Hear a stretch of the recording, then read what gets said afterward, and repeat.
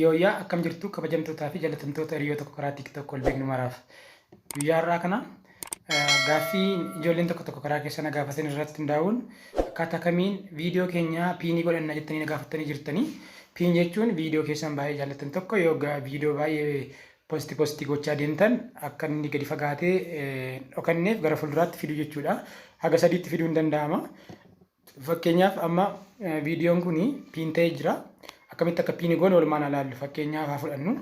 Viidiyoo kana piin gochuun barbaade yoo ta'e, viidiyoo kana piin gochuun barbaade yoo ta'e, viidiyoo achuma isumaan gadi kilik godha. Yeroo inni kilik godhu sararri sadii kun kunoo bakka kanatti nu baati.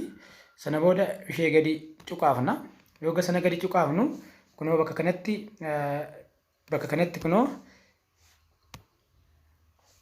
kanatti piin kan jettu baatee jirti.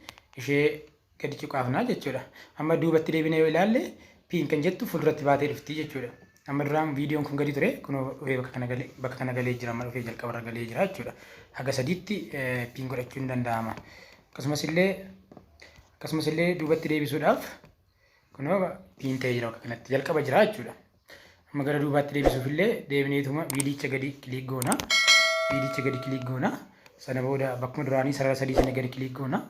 Itti aansuun dhaqneeti faallaasaa isa duraan piin goone sana amma immoo aanpiin goona jechuudha.